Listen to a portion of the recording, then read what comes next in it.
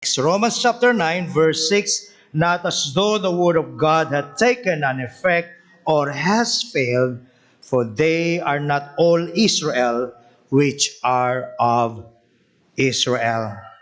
I pray, may the words of my mouth and the meditation of my heart be pleasing to you, O Lord, my rock and my redeemer. Amen. The true Israel. Brothers and sisters, Romans chapter 9 is a theodicy. It is a vindication or defense of God. Now, the goal of a theodicy is to absolve God from all blame. It is saying that what God is doing is absolutely just and absolutely right. Now, ang main emphasis po sa chapter na ito ay ang sovereignty of God. Meaning, all things are under God's rule, all things are under God's control. And that He is free to do whatever He wants and is not bound by the dictates of His created beings. Now, nalalaman po natin na hindi yan madaling tanggapin ng maraming mga tao. In fact, ayaw nila dyan. Nire-reject nila yan. Hence the need for a theodicy. But then again, brothers and sisters, we must, in the final analysis, in the end, we must allow the scriptures to be the final authority of all we believe, not our emotions, not traditions. Now, gaya ng atin pong natalakay na, tinanggap ng bansang Israel ang mga pangako. Tinanggap po nila ang mga tipan, and yet sa kabila po ng lahat ng yon, nasa ilalim sila ng sumpa. Hiwalay po sila kay Kristo. Yan po ang sinasabi ng Romans 9:3. So may tatanong natin marahil, para saan ang mga pangako? Ano po ang silbi ng mga ito? Anong bentahe ang naidulot sa Israel ng mga tipan na ibinigay sa kanila ng Panginoon? Ano ang naging impluwensya sa buhay nila ng mga patriarchs? Anong naging impluwensya sa buhay ng bayang Israel? Ni Abraham, ni Isaac, ni Jacob, Moses, David, and so on and so forth. So yan po ang big issue dito. Kasi tila baga nabaliwala lamang ang lahat ng mga yaon. No, kung hahanapan po natin yan ang equivalent sa panahon natin, marahil ito po ay maihahalin tulad natin sa kanilang mga sa simbahan na lumaki. Marahil ay Kristiyano ang parehong magulang nila. Sa ulado ang maraming passages of the scriptures. Maaaring laking Sunday school sila. Maaaring active pa nga sa mga ministry sa simbahan. Kahit mo saan tignan, mukhang Kristiyano naman. Pero alam natin po na napaka-posibleng mayroon sa mga ito ang walang tunay na pagkakilala kay Kristo. Ang iba, mga kapatid, ay tuluyan na ng tumalikod sa pananampalataya, namuhay ng lihis sa mga prinsipyong nasa Biblia, lumaki sa simbahan, lumaki sa mga pagtuturo ng salita ng Diyos, subalit ngayon ay napakalayo na, namumuhay na ng lihis sa prinsipyo ng banal na kasulatan, mga walang tunay na pag-ibig, mga walang tunay na pagpapahalaga sa Diyos, mga walang panlasa sa salita ng Diyos. Kung sakali man para makasamba, kailangang pilitin pa. In short, hiwalay rin po sila kay Kristo gaya ng marami sa bayang Israel. At nasa ilalim din po sila ng sumpa. So pareho din po ang tanong, anong bentahe sa lahat ng mga tinura natin ang meron ang mga sa simbahan na lumaki? Halos pareho, maraming pagkakatulad. Sa tugon po ni Apostle Paul sa mga katanungang yan, iikot ang buong chapter 9 of Romans. Now, for the time being, let's go back to our text. Not as though the word of God had taken an effect or has failed, for they are not all Israel which are of Israel. Meaning, hindi po nabigo, hindi nawalan ng kabuluhan ang salita ng Diyos ayon kay Paul. Sa isang bahagi pa ng Romans, ang sabi po niya doon sa chapter 3, verse 3, for what if, meaning, referring to the Jews, what if some of the Jews did not believe? Shall their unbelief make the faith of God or the faithfulness of God without effect? At ang sagot ni Paul, God forbid. Sapagkat dapat natin pong malaman na hindi anya lahat ng isinilang sa bansang Israel ay tunay na kabahagi ng bayan ng Diyos. Dinugtungan pa po niya yan sa chapter 9 verse 7 kung saan muli niyang binigyang diin at inulit na hindi lahat na nanggaling sa lahi ni Abraham ay tunay na mga anak ni Abraham. Now here's how Romans chapter 2 verses 28 to 29 put it. For he is not a Jew, which is one outwardly, neither is he or neither is that circumcision which is outward in the flesh. But he is a Jew which is one inwardly. And circumcision is that of the heart, in the spirit, not in the letter, whose praise is not of men, but of God. So ano po, mga kapatid, kung gayon ang talagang kinailangan o kinakailangan upang maituring na tunay na Israelite, tunay na kabahagi ng bayan ng Diyos. Nakita na natin po yung maraming pribilehiyong meron ang mga Diyos sa mga nakaraan nating mga pagtatalakay at talaga naman pong malaki ang bentahe na meron po sila.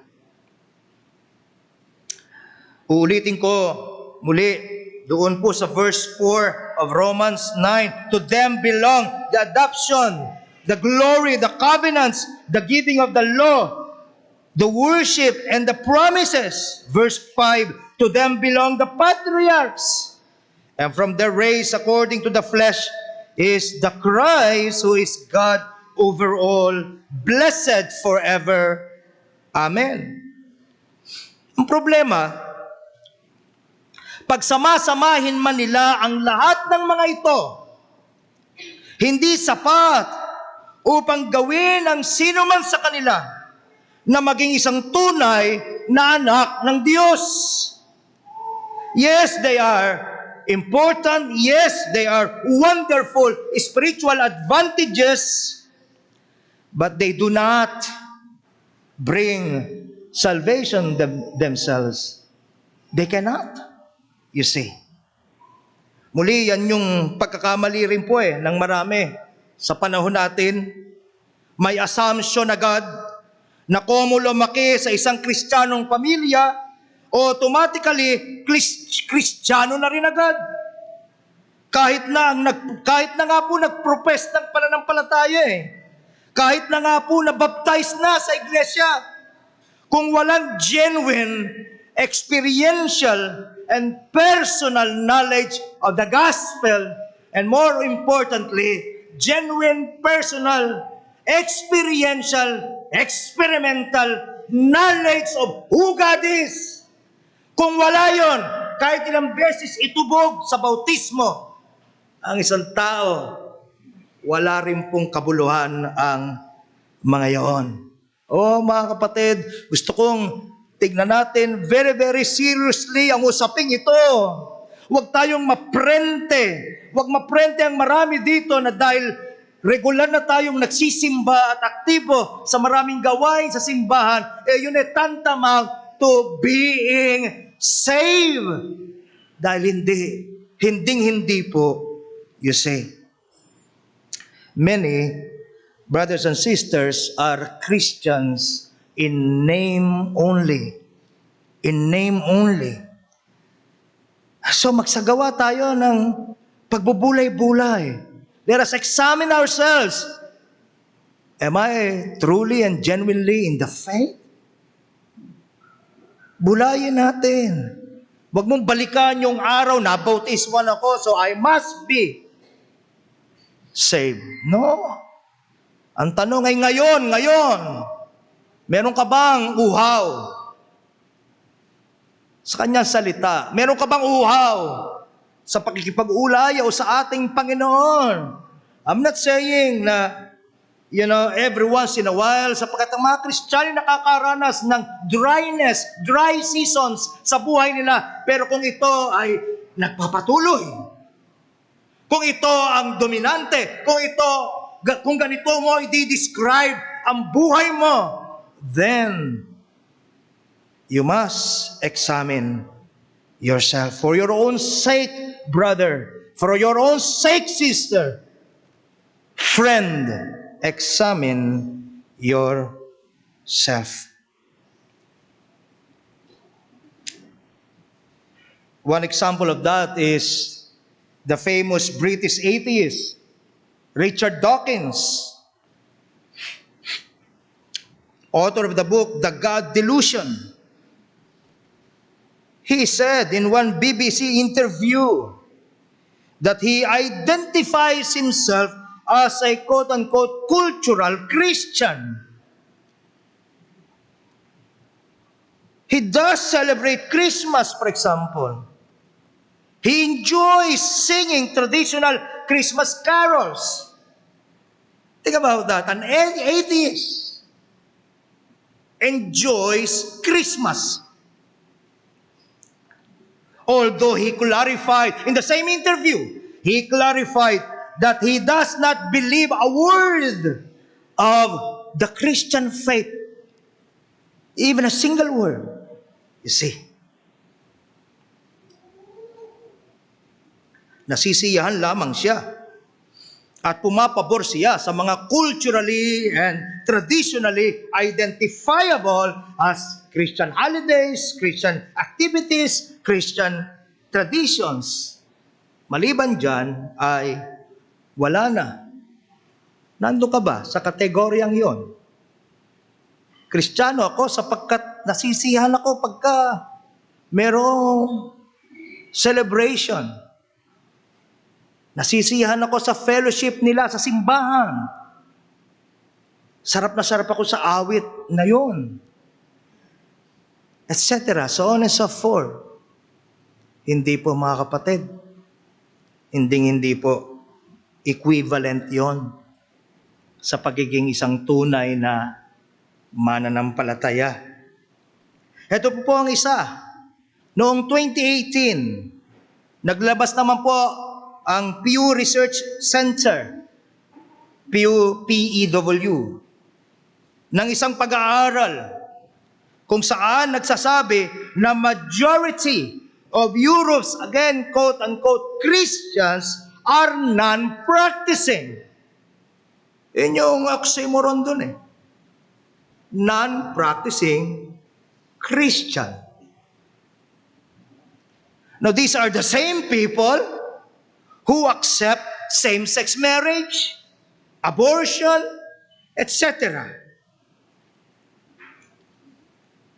Sa Finland and Sweden, Only 9%. Wala pang 10%. Only 9%. Kinapos pa ng 1%. Only 9% are church attending. Ang malungkot, mga kapatid, kinalaro ko ano ibig sabihin ng church attending doon sa pag-aaral na ito. Ang definition po ng church attending, yung 9%, ay yung dumadalo lamang sa pagsamba at least once a month. Yun yung practicing Christian sa Sweden at sa Finland.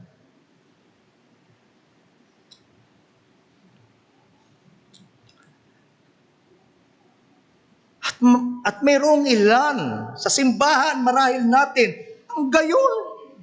Nasisiyahan ng magpakita sa simbahan minsan sa isang buwan. Hindi yun naglalarawan ng isang matinding pagkauhaw at matinding pananabik sa Diyos. Ang pagkain ng mga mananampalataya ay ang salita ng Diyos. Hihina siya kung siya'y lalayo sa salita ng Diyos. Kaya pupunta siya sa lugar kung saan may oasis ng salita ng Diyos.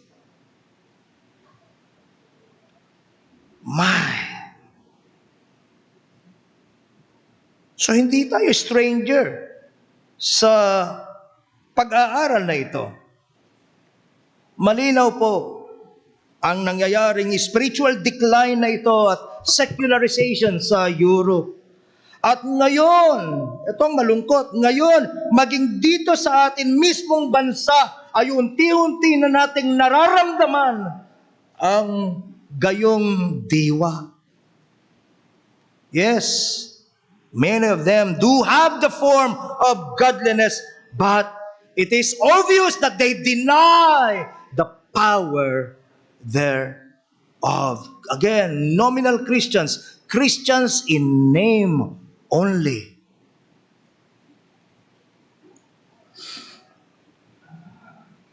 Na kung babalikan po natin ang nation Israel, saan sila nag-fail? Nagbigo po silang kilalanin, nabigo po silang yakapin, nabigo po silang mag-submit kay Jesus Christ bilang kanilang Messiah. Nabigo silang kilalanin siya bilang kanilang Panginoon at kanilang nag-iisang pag-asa para sa kaligtasan. Yan ang malaking kabiguan ng bansang Israel.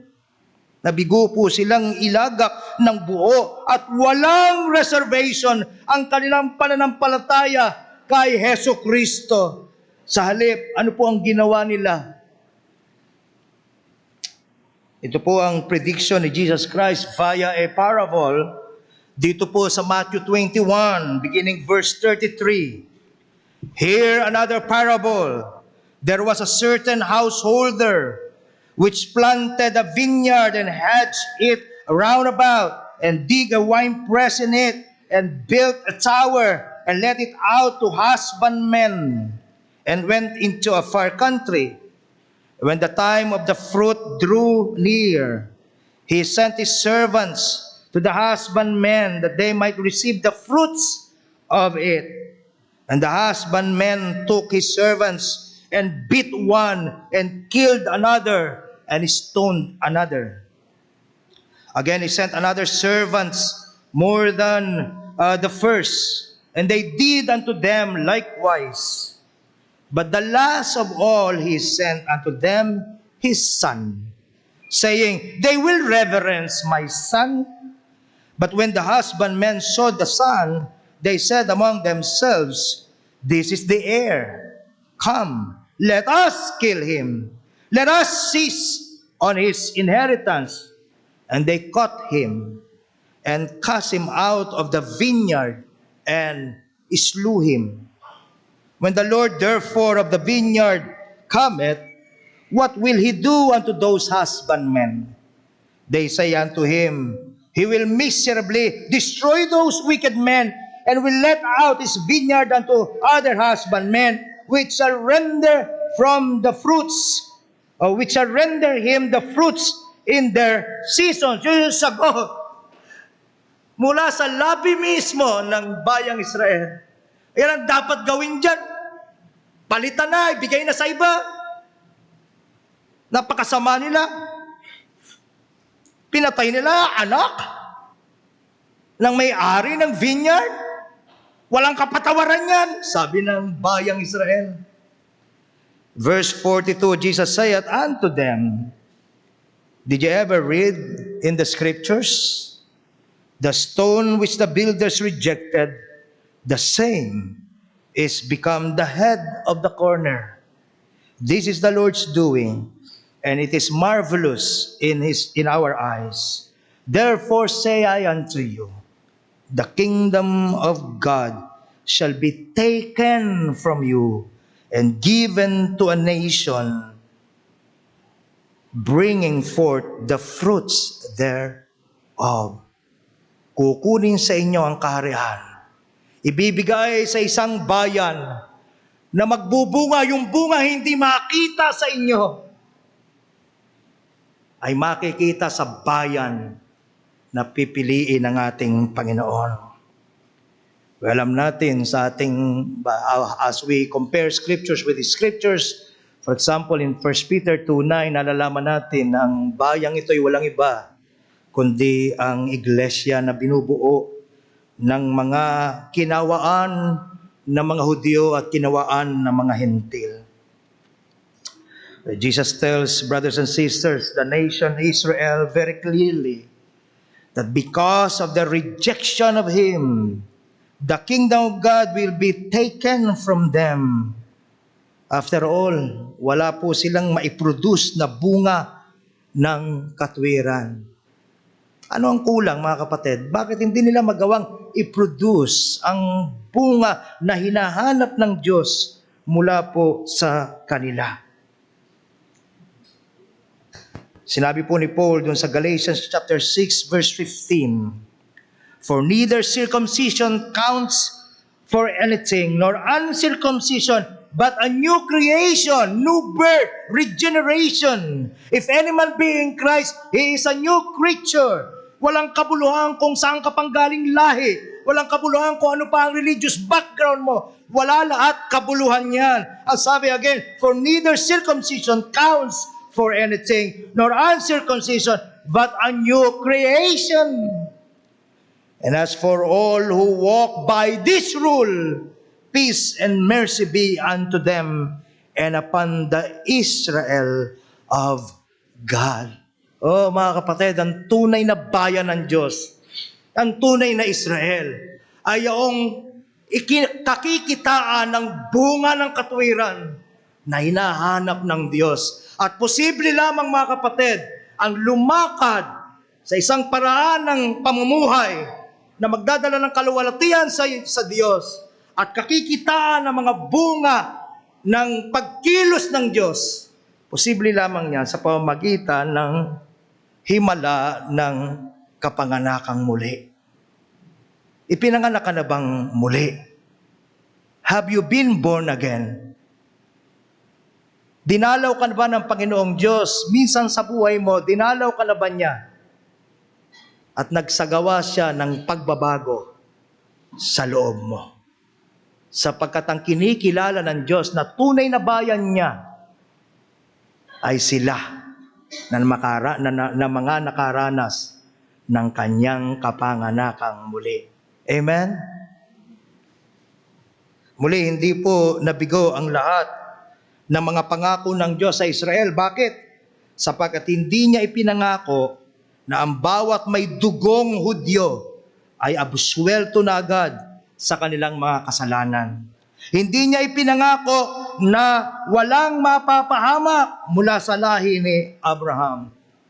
Oh, for within national Israel is true Israel. Within national Israel is the spiritual Israel. Sa kanila po na mga hinirang at sa kanila na mga kinawaan ng Diyos mula sa lahi ni Abraham sa laman, ibinigay ang pangako ng kanyang katubusan. Hindi ko mo Hudyo ka, automatic, bayang ka na ng Diyos. Kundi sa kanila na nakaranas ng pagkilos ng Diyos, nakatanggap ng kaawaan ng Diyos. Si David ay isang halimbawa kung paano niya kinilala ng kanyang mga kasalanan ay tinubos na, looking forward ng isang Misaya na siyang magsasagawa ng katubusan para sa kanyang mga kasalanan. At yun din ang kwento natin, mga kapatid. Tumatanaw naman tayo not forward, kundi backward, pabalik. Sapagat isang araw, merong isang Mesaya na walang kasalanan ang nagdala ng kasalanan ng sanlibutan.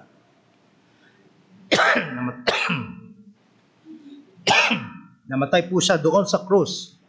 Ibinubo niya ang kanyang dalisay na dugo. Hindi lamang para sa ating kapatawaran, kundi para sa pag-asa ng isang binagong buhay. Oh, praise be to God. Tignan ninyo ang sabi po ni Apostle Paul.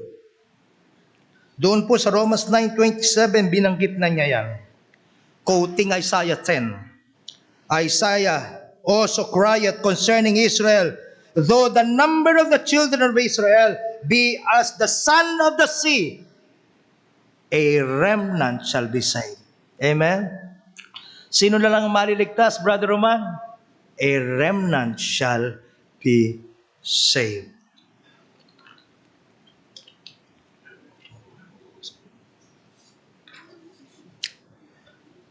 Galatians 3:28, there is neither Jew nor Greek, there is neither bond nor free, there is neither male nor female, for ye are all one in Christ Jesus. And if ye be Christ, then are you what? Abraham's seed, and heirs according to the promise. Pwede nating sabihin, lalo na ngayon sa panahon ng bagong tipan, na tayong mga sumasampalataya sa Kanya, tayong mga binuklod ng pag-ibig at tinipon upang magkasama-sama sa Kanyang iglesia, ang tunay na Israel ng Diyos. Pero naging posible lamang po yan dahilan sa kaugnayan natin kay Jesus Christ. We inherit all the promises made to Abraham only through Christ. Brothers and sisters, everything that we are and everything that we have is by virtue of our union with Christ. At ito'y naging realidad lang sa atin through faith. For Jesus Christ alone, brothers and sisters, is ultimately the true seed of Abraham. Amen? Ano po sabi ng Galatians 3, this time I'll read verse 16. Now to Abraham and his seed were the promise made. He does not say to seeds, plural, as of many, but as of one. And to your seed, who is Christ. And then, kung babalikan natin ng Galatians 3:14, that the blessing of Abraham might come upon the Gentiles in Christ Jesus, that we might receive the promise of Spirit through faith. Amen po, mga kapatid. Tayo po ay kinikilala bilang mga mananampalataya, ipinanganak na muli ang kinikilala ng Diyos na kanyang bayan dahilan sa ating kaugnayan sa ating Panginoong Hesukristo. Malinaw po, mga kapatid, kung saan nag-ugat ang pagtalikod ng Panginoon sa bansang Israel. Ang kanila pong kabiguan, una, nakilalanin na siya lamang ang kanilang Mesaya at ang kanilang kabiguan magbunga ng katwiran. Parehas pa rin po hanggang ngayon. Kinikilala mo ba siya na siya mong tagapagligtas? Kinakikitaan ba ang buhay mo? Minsan na-neglect natin yun eh. Yung bahagi na yon. Tayo po ay prente na. Sumasampalataya naman ako kay Kristo. Okay na yan. No. Hindi pa tapos ang trabaho ng Diyos, ang pagkilos ng Diyos. Oo, sinabi niya, for by grace are you saved through faith, and that is not of your works. That is not of your own self. It is the gift of God, not of works, lest any man should boast. For ye are His workmanship, created in Christ Jesus unto good works. Amen? Hindi ko muna ligtas tayo sa biyaya, bahala ka na sa buhay mo kung paano mo gusto yan palakarin for the rest of your life. Hindi. Ikaw ay iniligtas, ikaw ay pinanganak na muli upang nang sa gayon, yung buong buhay mo, mula nang ikaw ay maligtas, ay gagamitin mo para sa kanyang kaluwalhatian, para sa kanyang kapurihan. At dyan nabigo ang Old Testament nation of Israel. At dyan nabibigo hanggang ngayon ang maraming nag-aakala na sila ay Kristiyano. Alam din po natin kung bakit sila nabigo. Alam natin kung ano ang kulang. Kahit sa Old Testament, binabanggit na yan. For example, in Deuteronomy 30 verse 6, and the Lord thy God will circumcise thine heart and the heart of thy seed to love the Lord thy God with all thine heart, with all thy soul, that thou mayest live. Ano kulang mga kapatid sa marami? Even in our midst, maraming mga hindi pinanganak na muling puso. Maraming mga hindi pa nakakaranas talaga ng kapanganakang muli.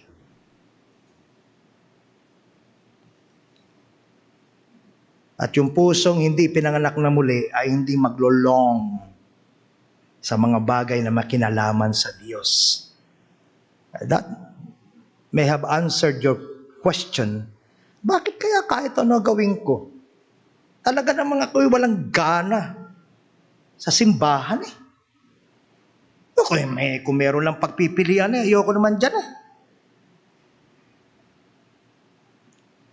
Ano problema? Puso. Ang puso ng tao sa kanyang natural na kalagayan ay maliligayahan sa mga natural na mga bagay. Ay isang pusong binago ang tanging magkakaroon ng pagpapahalaga sa mga bagay na espiritual. Mga kapatid, yung pinag-uusapan natin dito ay siya mismong new covenant promise of our Lord God. I will give you a new heart. A new spirit I will put within you. I will remove the heart of stone from your flesh and give you a heart of flesh. I will put my spirit within you and cause you to walk. I'll be the one. I'll cause you to walk in my statutes and be careful to obey my rules.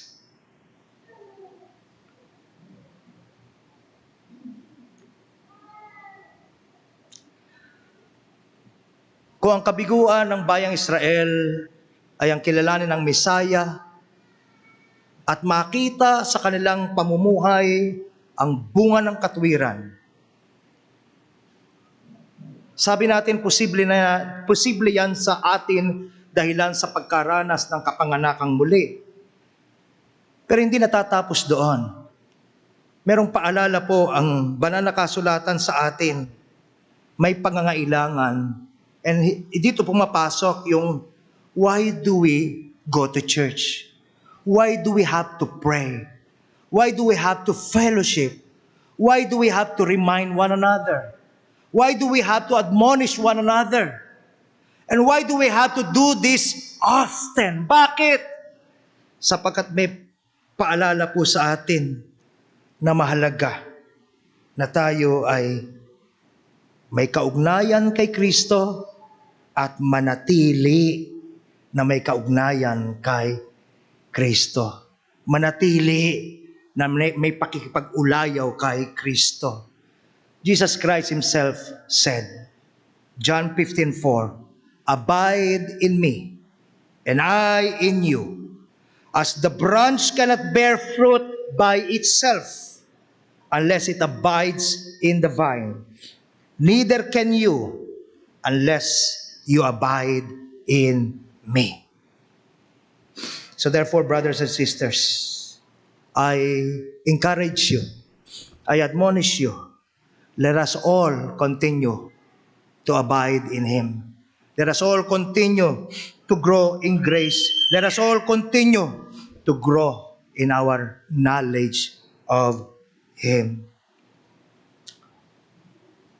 Richard of Chichester once said, "Day by day,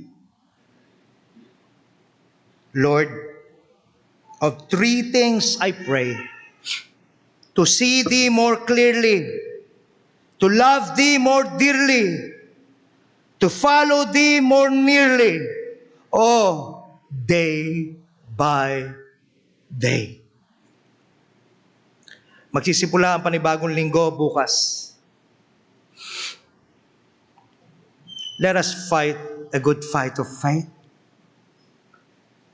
Pagpapasok na naman ang ibang mga nuisance, ang ibang mga abala, ang ibang mga concern na maaaring kukuha ng oras, pag-iisip natin. Ito nawa ang maging panalangin natin, knowing na hindi maaari at hindi posible na manatili tayong nagbubunga kung tayo hiwalay sa Kanya. At kung hindi tayo nagbubunga, ultimately, ang judgment ng Panginoon sa atin ay ito: hindi ka talaga naging bahagi ko. Huwag nating hayaang mangyari yan, mga kapatid. Let us abide in Christ, for that is what God's people do. Amen. Let's all stand up.